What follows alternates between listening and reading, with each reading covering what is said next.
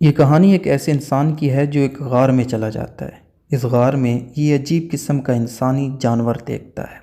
ये जानवर इस इंसान को खाना चाहता है, मगर इस इंसान को ना खाने से पहले ये जानवर रिडल्स का खेल खेलता है। इस खेल में ज़िंदगी और मौत की जंग लड़ी जाती है। मज़ीद क्या होता है ये तो कहानी पढ़कर ही पता चलेगा। तो चलते हैं कहानी की तरफ। ये कहानी दी हॉबिट के चैप्टर 5 का हिस्सा है।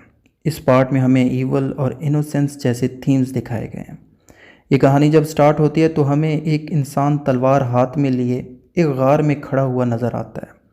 अभी ये गार को इधर उधर देख रहा था कि इसकी नज़र रिंग पर पड़ती है जो नीचे पड़ी है।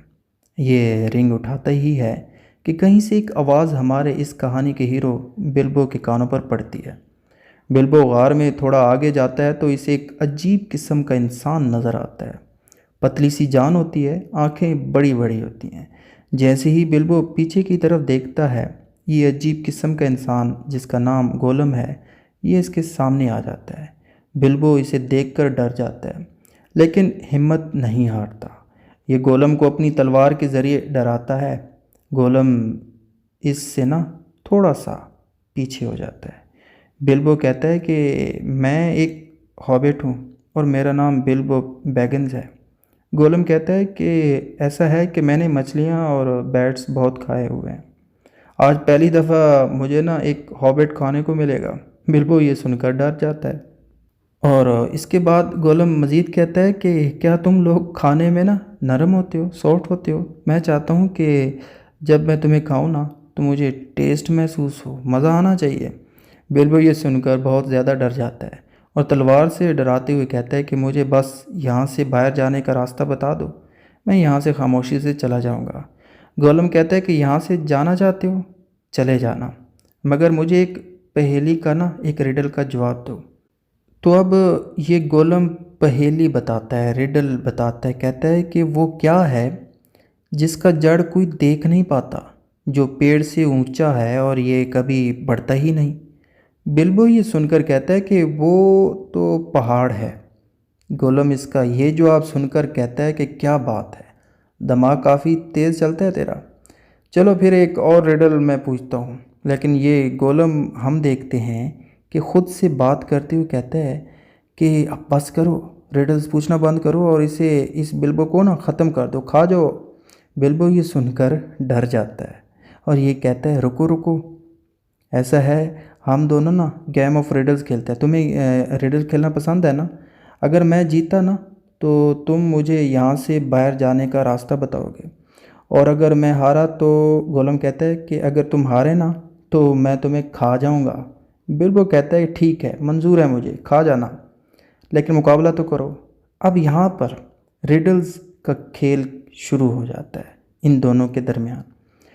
पहली रिडल बिल्बो करता है जिसका जवाब गोलम देता है। ये जवाब बिल्कुल ठीक होता है। बिल्बो की रिडल के बाद गोलम का नंबर आता है। गोलम कहता है कि वो कौन सी चीज़ है जो बिना आवाज़ रोती है, बिना पंख के यानी बग़ैर विंग्स के वो फड़फड़ाता है, बिना दांत के काटता है। बोलो वो कौन सी चीज़ है?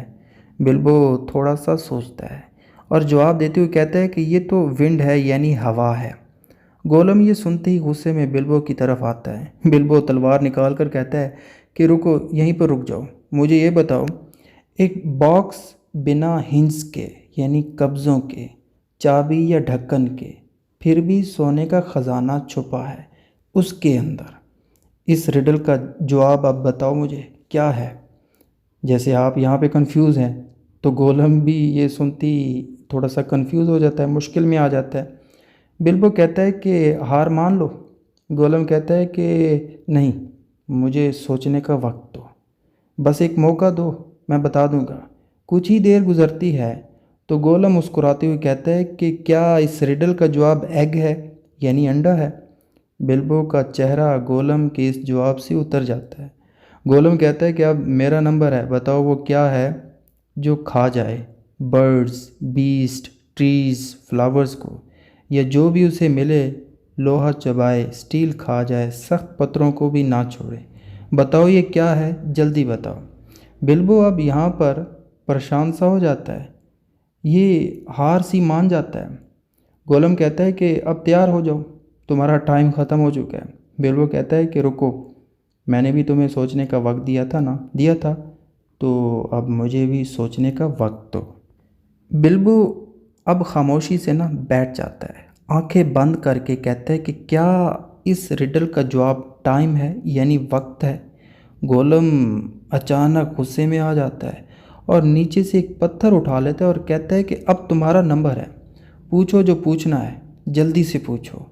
बिल्बो खुद से बात करते हुए कहता है कि मैं जो भी पूछूंगा ना, इसका जवाब ये गोलम जानता है। काफ़ी तेज़ किस्म का है ये, क्यों ना मैं अब वो पूछूं जो सिर्फ मुझे पता है। ये खुद से बात कर रहा है। बिल्बो कहता है फ़ौरन, सुनो, तुम अब बताओ कि मेरी पॉकेट्स में क्या है। काफ़ी अच्छा वार था बिल्बो का। गोलम ये सुनते ही हिल सा जाता है। ये कहता है कि ये रिडल तो नहीं है, तुम रिडल नहीं पूछ रहे हो। बिल्बो कहता है कि तुमने कहा था ना, अब तुम्हारा नंबर है, जो पूछना है पूछो, तो मैंने पूछ लिया है। गोलम, अब तुम अपनी बात पर कायम रहो, अब जवाब दो कि मेरी जेब में क्या है। गोलम कहता है कि तुमने रिडल के रूल्स की खिलाफ वर्जी की है। अच्छा ऐसा है, तुम्हारा इस सवाल का जवाब ना फिर मैं 3 किस्म के गैसेस में दूंगा। अब तुमने ऐसी रिडल की है जो रूल्स के ख़िलाफ़ वर्जी है, तो मुझे 3 गैसेस का मौका दो, मैं 3 गैसेस में इस रिडल का जवाब दूंगा। बताओ मंजूर है? ये बिल्बो कहता है ठीक है। गोलम कहता है कि अपने पहले गैस में कहता है कि हैंड्स हो सकते हैं, दूसरे में कहता है नाइफ़ हो सकता है, और तीसरे में कहता है नहीं, तुम्हारी जेब में कुछ भी नहीं है। बिल्बो ये सुनते ही कहता है कि तुम्हारे तीनों गैसेस गलत हैं। गोलम, अब मैं ये खेल जीत गया हूँ और अब मुझे बाहर जाने का रास्ता बताओ। गोलम ये सुनते ही गुस्से में आते हुए कहता है कि तुमने धोखा दिया है, तुमने तो रिडल्स को ना गलत खेला है, रिडल्स की खिलाफवर्जी की है। बिल्बो कहता है कि ऐसा है, मैंने रिडल पूछी और तुम नहीं जान पाए, तुम हार गए हो।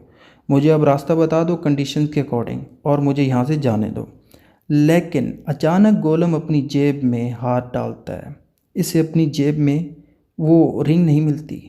गोलम को बिल्बो पर शक सा हो जाता है कि हो सकता है मेरी रिंग इस बिल्बो ने चुराई हो।